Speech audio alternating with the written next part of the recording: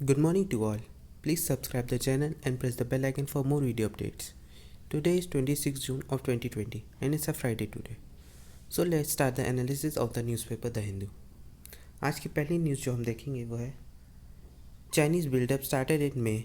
ऐसा minister of external affairs का कहना है जो चाइनीज़ का बिल्डअप हो गया है वहाँ पे LAC पे, तो कहते हैं वो मई में ही चालू हो गया है। उनके बीच में टेंशन मई से ही चालू है, तब से ही जब से उनका बिल्डअप चालू हुआ, वहाँ पे स्टैंड ऑफ चालू हुआ। Spokesperson says the conduct of Chinese forces LAC have been against all mutual agreed norms. जो इंडिया चाइना के बीच में नॉर्म्स थे, जो एग्रीमेंट्स थे, उनको क्या कहते हैं चाइनीज़ आर्मी ने तोड़ा है। जो कहते हैं कि हम लोग अपनी साइड रहेंगे, उस एग्रीमेंट को इन लोगों ने तोड़ा है। इसमें ये भी लिखा है Chinese had been amassing troops and armaments along the line of actual control for nearly 2 months. The government said on Thursday and accused the People's Liberation Army of violating the 1993 agreement between India and China that committed both sides to minimum levels of deployment. जो 1993 का agreement था India और China के बीच में minimum level of deployment का, वो कहती Chinese army ने, पीपल लिबरेशन आर्मी जो चाइनीज़ ट्रूप वाली आर्मी है, उसने तोड़ा है। ऐसा इंडिया की एक्सटर्नल अफेयर्स का कहना है। चलिए LAC के बारे में आज फिर हम देख लेते हैं। आप हमारे टेलीग्राम चैनल को सब्सक्राइब कर सकते हैं questionr247 और इस लोगों के साथ इसे सब्सक्राइब कर सकते हैं, या तो आप डिस्क्रिप्शन में लिंक दिया है वहाँ से भी इसे सब्सक्राइब कर सकते हैं नोट्स के लिए। नाकुला सेक्टर, जो नाकुला सेक्टर है वो क्या कहते हैं बहुत ही ऊंचाई पे है, 5000 मीटर मीन सी लेवल से ऊंचाई पे पड़ता है सिक्किम में। वो क्या कहते हैं मुगुतंग से आगे जाने पड़ता है, और क्या कहते हैं ये सिक्किम में 2 और पास है, नाथुला पास और जेलेपला पास। कल मैंने कहा था कमेंट सेक्शन में बताने के लिए। पेंगोंग टिसू लेक जो कहते हैं पड़ती है लद्दाख में, उसका 135 किलोमीटर लंबी लेक है और उसका 45 किलोमीटर स्ट्रेच इंडिया के अंदर आता है और 90 किलोमीटर चाइनीज़ कंट्रोल में है। वो कहते हैं 33 जियोस्लाइन के द्वारा बनी थी। It is a salt water lake, ये सॉल्ट वाटर लेक है और उसका एक ही क्या कहते हैं सिग्निफिकेंस है कि ये कहते हैं ये चुशुल जाने पड़ती है और इसी साइड से ही, चुशुल साइड से ही चाइनीज़ ट्रूप इंडिया में आते हैं। इंडिया और चाइना बॉर्डर, ये तो सबको पता है कि ये 3488 किलोमीटर लंबी बाउंड्री है, जिसे मैकमोहन लाइन कहा जाता है, जो सन हेनरी मैकमोहन के नाम पर रखा गया था। इन 1930 में क्या कहते हैं दोनों बीच क्या कहते हैं ब्रिटिश इंडिया के बीच में हुआ था तिब्बत के लिए, क्या कहते हैं चाइना से। उसके बाद 1957 में चाइना ने ऑक्साई चीन को कब्जा लिया। उसके बाद 1962 वॉर के बाद LAC बना दी गई, जिसके कारण लोग इधर से इंडियन साइड वाले उधर ना कब्जा पाए और चाइना वाले इधर ना कब्जा पाए। इसका ये रिज़ल्ट आया। इस इशू को कई बार रिजॉल्व करने की कोशिश की गई, जब जैसे 1976 में बातें चालू हुई इंडिया और चाइना के बीच में, लेकिन 8 राउंड की टॉक के बाद इसे 1987 में कोई ख़त्म हो गई, लेकिन कोई रिज़ल्ट नहीं आया इसका। फिर 1988 में राजीव गांधी उस वक्त हमारे PM थे, उन्होंने भी जॉइंट वर्किंग ग्रुप की बात की चाइना जाके, लेकिन उसका भी कोई रिज़ल्ट नहीं आया, कोई सिग्निफिकेंस नहीं हुआ कि ये डिस्प्यूट कम हो सके। 1993 में क्या कहते हैं एग्रीमेंट पास हुआ, फिर 1996 में ऐसे ही पास हुआ। 2003 में भी दोनों तरफ से कुछ लोग आए, बात किए, लेकिन कोई रिज़ल्ट नहीं आया। फिर 2009 में 17 राउंड की टॉक हुई, लेकिन कोई रिज़ल्ट नहीं आया। अभी रिसेंटली NSA के अजीत डोवाल को इन स्पेशल एनवॉय टॉक के लिए अपॉइंट किया गया है। चलिए देखते हैं अगली news. CBSE ICSE cancel pending exams. जैसे जब सभी जानते हैं कि जो क्लास 12 के एग्ज़ाम बचे थे CBSE ICSE के, वो सब कैंसिल कर दिए गए, क्योंकि देख ही रहे आप कोरोना कितनी तेज़ी से फैल रहा है और सबको डर है कि क्या कहते किसी फैल ना जाए, क्योंकि अगर पेपर होंगे तो सोशल डिस्टेंसिंग तो इतना तो हो नहीं सकती, तो इसलिए इसे कैंसिल कर दिया गया है। Solicitor general Tushar Mehta said the CBSE had prepared an assessment scheme for the cancelled exam. कि ये आप नोट कर लीजिएगा कि हमारे सॉलिसिटर जनरल कौन है, तुषार मेहता। ये करंट अफेयर में का याद करने वाला है, 1 लाइनर है जो आ ही जाता है एग्ज़ामों में सॉलिसिटर जनरल के लिए। तो उन्होंने कहा है कि ये जो कैंसिल हुए एग्ज़ाम, उस पर असेसमेंट स्कीम बनाई जाएगी, जिस पर ध्यान दिया जा रहा है, CBSE देख रही है। वो भी नोटिफिकेशन आ जाएगा कि क्या है उसकी स्कीम, तो उसके हिसाब से आपको नंबर दिए जाएंगे।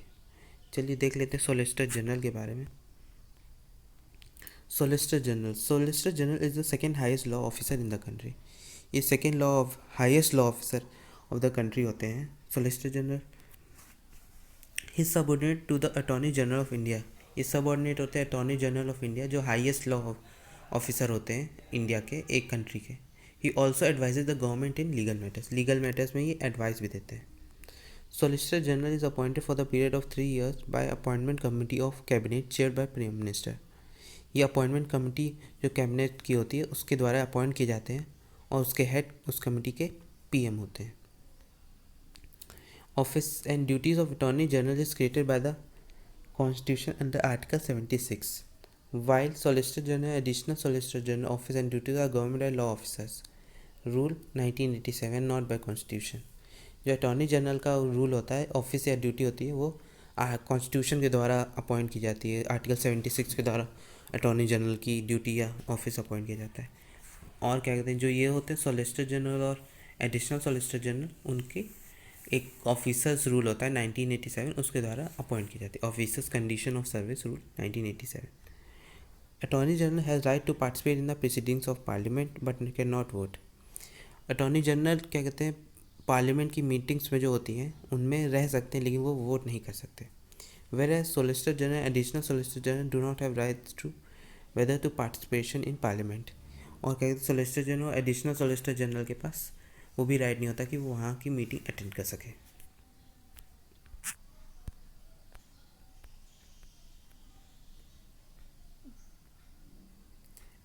LG revokes order on mandatory assessment at COVID care centers.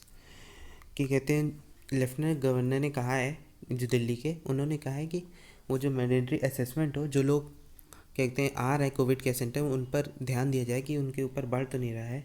तो उस पर ये पूरा ध्यान देने की बात की है एलजी ने, लेफ्टिनेंट गवर्नर. कमेंट सेक्शन में बताएं पॉज करके वीडियो कि हमारे लेफ्टिनेंट गवर्नर कौन है दिल्ली के. The Delhi disaster management authority headed by lieutenant governor Anil Baijal है हमारे एलजी लेफ्टिनेंट गवर्नर. उन्होंने कहा कि मैंडेटरी असेसमेंट हो कोविड पेशेंट का, जो कहते हैं कोविड केयर सेंटर में है, उनका डे टू डे चेक हो और देखा जाए कि उनकी कंडीशन बिगड़ तो नहीं. अगर बिगड़े तो उन्हें हॉस्पिटल शिफ्ट किया जाए, जिससे उन्हें अच्छे से केयर दी जा सके, ऐसा इसमें कहा गया है. चलिए देख लेते हैं एलजी के बारे में, लेफ्टिनेंट गवर्नर के बारे में. UT will be ministered by the president of India through an administrator. ये जो प्रेसिडेंट ऑफ इंडिया है वो यूनियन टेरिटरी कैसे एडमिनिस्टर करेंगे, वो लेफ्टिनेंट गवर्नर के द्वारा इसे करते हैं. Lieutenant governor has executive function that allow him to exercise power in matters connected to public order, police and land. ये उन मैटर्स में देखते हैं जैसे पब्लिक ऑर्डर या पुलिस और लैंड, इन सब में वर्क करते हैं. चीफ मिनिस्टर के साथ बात करके, कंसल्ट करके उन पर डिसीजन भी लेते हैं. Lieutenant governor is also guided by the government of national capital territory of Delhi act 1991 के द्वारा इसे गाइड करते हैं. और transaction of business of the government of national capital territory act of Delhi rules 1993, इन दोनों उसके ऊपर रूल्स के ऊपर ये वर्क करते हैं.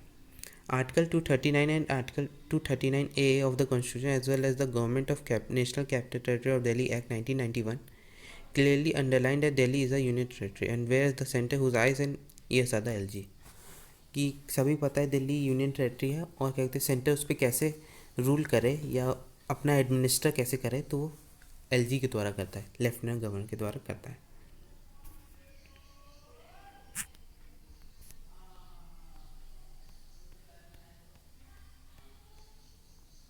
CM launches video call facility eight लोकनायक हॉस्पिटल जो दिल्ली का है, उस पर चीफ मिनिस्टर अरविंद केजरीवाल ने वीडियो कॉल फैसिलिटी चालू कर दी है, जिससे जो पेशेंट है वहाँ पे वो भी अपने घर वालों से बात कर सकें वीडियो कॉल के द्वारा, और उन्हें अलोन फील ना हो कि वो अकेले हैं, ऐसा कोई फील ना हो.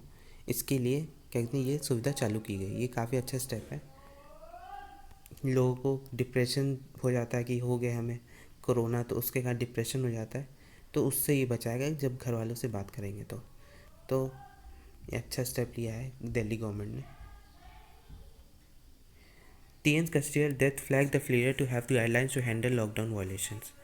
ये तमिलनाडु में एक केस हुआ था जिसमें क्या कहते हैं एक फादर और सन क्या कहते हैं शॉप खोले हुए थे, तो और वो वायलेट कर रहे थे उस वक्त के लॉकडाउन गाइडलाइंस का. इसलिए उन्हें अरेस्ट कर लिया गया था। फिर उनकी तबीयत ख़राब हो जाने की वजह से उनकी डेथ हो गई दोनों की। तो ये इंसिडेंट वही है, कस्टोडियल डेथ। इसमें वही बताया गया, death of a father son due arrested for lockdown violation in Tamil Nadu is distressing senseless. कि किसी की लॉकडाउन वायलेशन के कारण डेथ हो जाए, ये काफ़ी गंभीर की बात है और काफ़ी गलत बात है, ऐसा इसमें कहा गया है। चीफ मिनिस्टर जो है एदापदी के पलास्वामी, उन्होंने कहा है कि वो 10 लाख का कंपनसेशन देंगे उनके फैमिली को। और जो 2 सब इंस्पेक्टर थे जिन्होंने पकड़ा था और एक जो इंस्पेक्टर थे, दोनों सब इंस्पेक्टर को सस्पेंड कर दिया गया है और इंस्पेक्टर के ऊपर एक कंपलसरी वेट लग गया है। इसमें कहा गया the police should register case of murder and the matter taken over by independent agency for fair investigation. कि पुलिस जिन्होंने ऐसा किया है, जिन लोगों ने पकड़ा है, उनके ऊपर केस ऑफ मर्डर फाइल होना चाहिए, ऐसा इसमें कहा गया है। The inclusion of non bailable section for a lockdown violation indicates a supervise and prior inclination to harass the two and cause suffering. इसमें ये भी कहा गया है कि 2 नॉन बेलेबल, क्योंकि जो वायलेशन कर रहे थे लॉकडाउन का, उनके ऊपर नॉन बेलेबल वारंट फाइल होता था और उनको बेल नहीं मिल सकती थी। तो ऐसा होना और उनको हैरेस करना उन दोनों को, ये काफ़ी गलत था, जिनके कारण उनकी मृत्यु हो गई।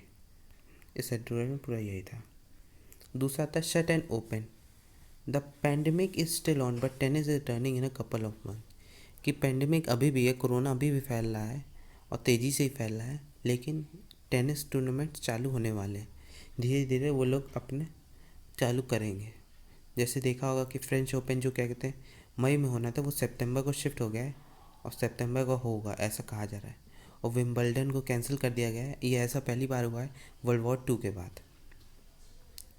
और जो रोजर कप होना था कनाडा में, उसे भी शिफ्ट कर दिया गया अगस्त तक के लिए। कहा गया जो अगस्त में होना था रोजर कप, उसे अगले साल के लिए शिफ्ट कर दिया गया, ऐसा इसमें बताया गया इस एडिटोरियल में। इसमें ये भी कहा गया नोवाक जोकोविच जो है टेनिस प्लेयर, उनको भी टेस्ट पॉजिटिव आ गया था, इसके कारण उन्हें वो भी एडमिट थे, उनका इलाज चल रहा था। उनकी कंडीशन अब नॉर्मल हो गई है, लेकिन अभी भी दिक्कतें फैल रही हैं क्योंकि कोरोना फैलता ही जा रहा है। The myopia of 2020 hindsight judging history through the prism of the present can be very damaging to foreign policy formulation. इसमें इंडिया पाकिस्तान रिलेशन के बारे में बात हुई है पूरे एडिटोरियल में, कि कहते हैं इंडिया और पाकिस्तान के बीच में कैसे कंडीशन थे और जैसे पहले थे, अब वो क्या सोच रहे हैं लोग कि कहते हैं वो किसी स्ट्रेटेजी के उस पर थे, तो ऐसा माना जा रहा है। और लोग उस पर सस्पिक्शन कर रहे हैं, कि सस्पेक्ट कर रहे हैं कि ऐसा होता रहा है। इसमें यह भी लिखा है कि जो वायरल मैसेज बहुत ज़्यादा फैल रहे थे कि मनमोहन सिंह ने क्या कहते हैं मनमोहन सिंह गवर्नमेंट जो हमारे उस वक्त पीएम थे, उन्होंने सियाचिन ग्लेशियर को पाकिस्तान को दे दिया। लेकिन ये जो आज का एडिटोरियल जिसने लिखा है वो हमारे फॉरेन सेक्रेटरी थे उस वक्त, श्याम सरन। उन्होंने इसमें लिखा है कि ऐसा कुछ नहीं था, ये गलत तरह से नरेट किया गया है, ऐसा कुछ है नहीं, ये गलत तरह से फैल रही खबर और इसे फैलाया जा रहा है। ये मिस्चीवियस इंटरप्रिटेशन है, किसी बात को गलत तरह से या घुमा उमा के फैलाना, ये गलत तरह से इसमें बताया जा रहा है। इसमें ये भी कहा गया डिसएंगेजमेंट का मतलब ये नहीं होता कि वो सरेंडर कर दिया उन्होंने, उसका मतलब होता है कि वो अपनी अपनी टेरिटरी में वापस चले जाएंगे। डिसएंगेजमेंट का मतलब ये होता है। इसमें ये भी कहा गया है, इसमें एक क्वेश्चन भी अराइज होता है कि क्या कहते हैं should former prime minister Atal Bihari Vajpayee have undertaken the bus ride to Lahore in 1999 in the light of what we now know of Pakistan considered plans to capture the heights of over Kargil. क्या इसमें कहा गया है कि जब अटल बिहारी वाजपेयी हमारे पीएम थे, वो जब लाहौर गए थे बस राइड से 1999 में, तो क्या वो भी पाकिस्तान का प्लान था ये कहते हैं कारगिल को कैप्चर करने का।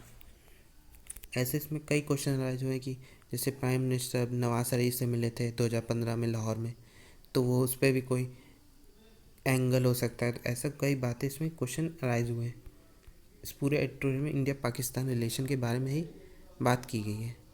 इसमें यह भी कहा गया despite holding various leader to account for this of that terror of judgement there has been general acknowledgement that irrespective of their ideological or political persuasion, successive government have upheld India's firm interest firmly and judicially। कि कहते हैं सब कितने भी leader आए और गए, लेकिन सबका क्या कहते हैं मोटिव एक ही होता है कि हमें इंडिया के इंटरेस्ट को बढ़ाना है और अच्छे से जुडिशली काम करना है पूरा। पूरा काम इनका इसी में होता है। One is proud to have had the privilege of serving the great country as it represented and do not take part to the bar being thrown at me. इसमें ये भी कहा गया है, इसमें लास्ट में इन्होंने ये भी कहा है, श्याम सरन जो हमारे फॉरेन सेक्रेटरी थे काफ़ी समय तक और काफ़ी प्राइम मिनिस्टर के साथ इन्होंने काम किया है, उन्होंने ये भी कहा है कि हमें गर्व होता है कि हमने काम किया है ऐसी कंट्री के लिए, इंडिया जैसी कंट्री के लिए जो बहुत ही ज़्यादा डेमोक्रेटिक है। लोग काम करना चाहते हैं और खुश होते हैं इस कंट्री को सर्व करने के लिए।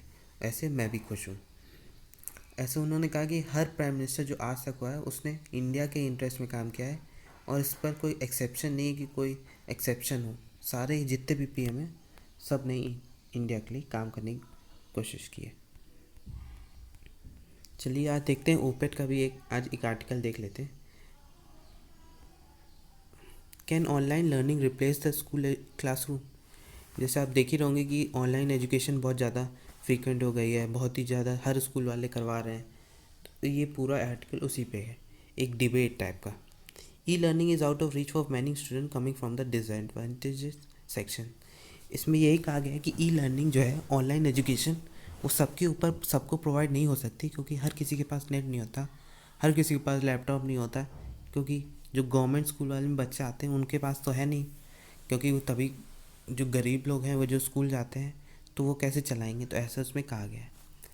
इसमें ये भी कहा गया देयर हैज़ बीन ये एक डिबेट करता है कि ये स्क्रीन टाइम बढ़ा रहा है हर बच्चे के लिए, हर बच्चा इसका स्क्रीन टाइम बढ़ रहा है कि वह ज़्यादा से ज़्यादा मोबाइल लैपटॉप देख रहा है, तो वो ये भी उनकी प्रोग्रेस में दिक्कत करेगा, ऐसा इसमें कहा गया है।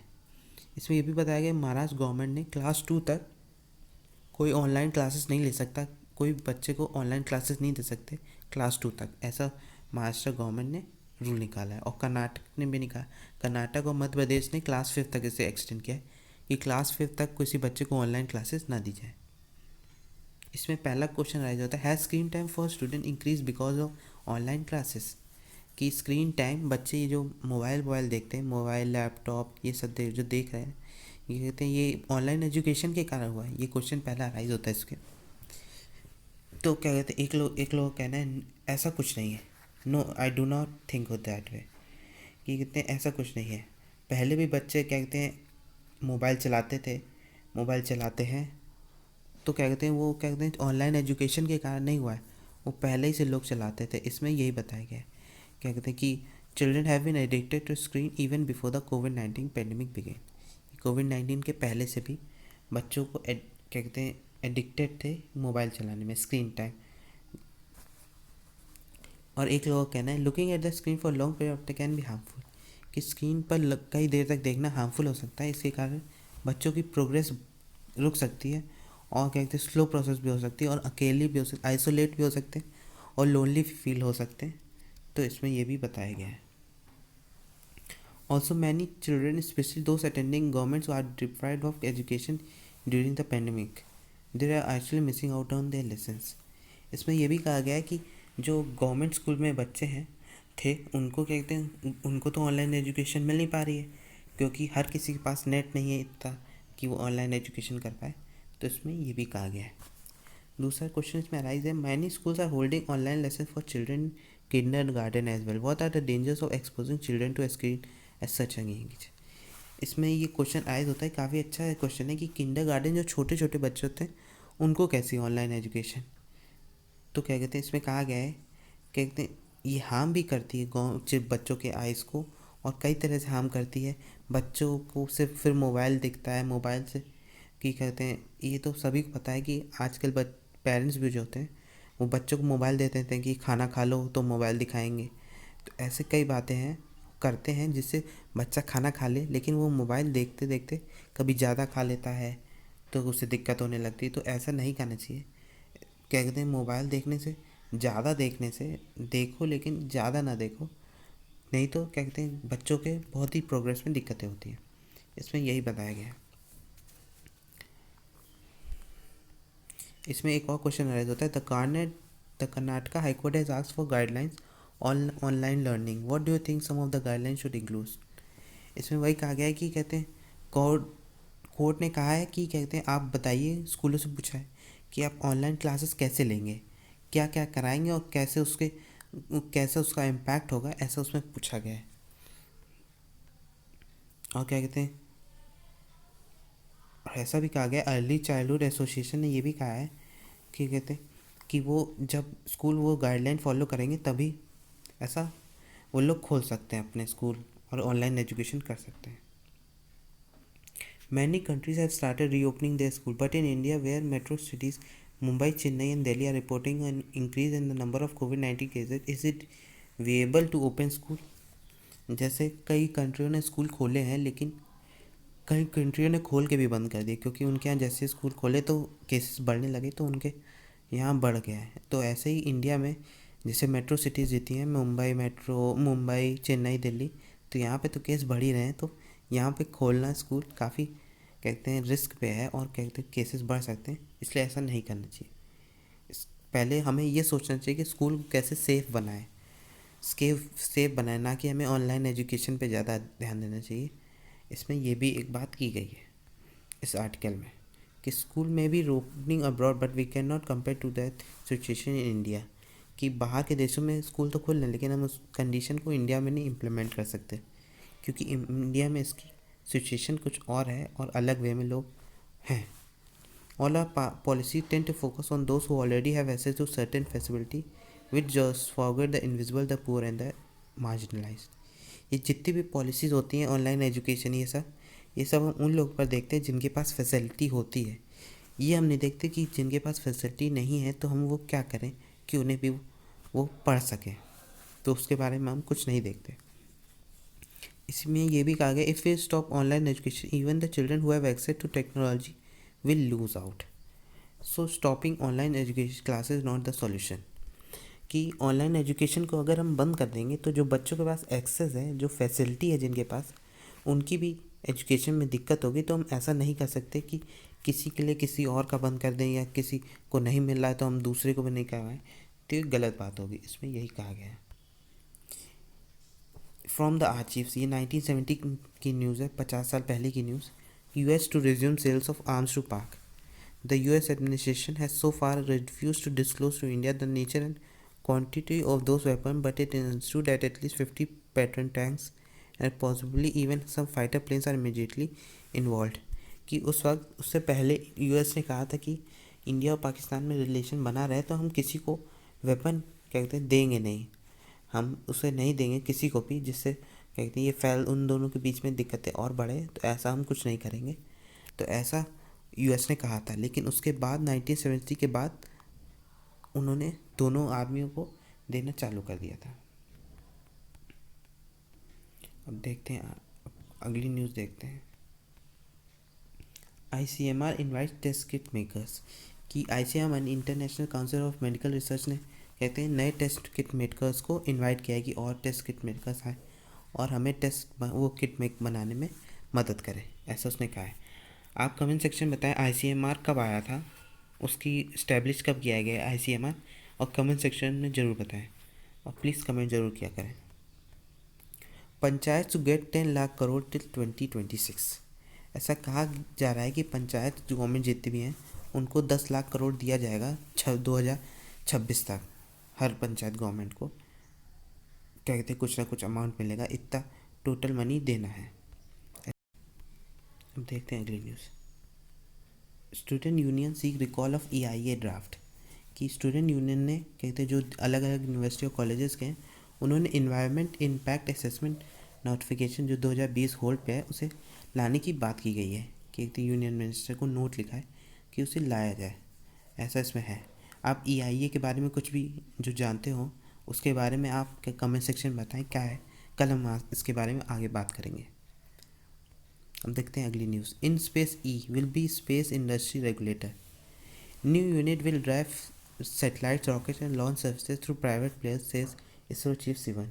जो इसरो चीफ सिवन है के सिवन, उन्होंने कहा है कि जो नए की सैटेलाइट रॉकेट और लॉन्च सर्विसेज के लिए प्राइवेट सेक्टर से लोगों को इन्वाइट किया जाएगा कि वो लोग कर सकते हैं ऐसा, ये नई सर्विस है इन स्पेस